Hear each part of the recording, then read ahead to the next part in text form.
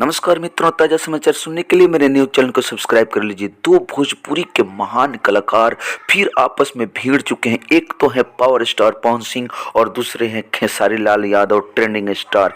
ये दोनों कलाकार आपस में भिड़ चुके हैं। कारण यह है कि पठान फिल्म के ट्रेलर जो लॉन्च हुआ उसमें दीपिका पादुकोण भगवा कलर की, जो भगवा रंग है हिंदुओं की, वही कलर में बिकनी पहन कर आ रही है और उसमें अर्धनग्न सीन कर रही है। इसलिए हिंदुओं के द्वारा बवाल करने पे खेसारी लाल यादव जी बोले कि कला का और कलाकार का कोई धर्म और मजहब नहीं होता।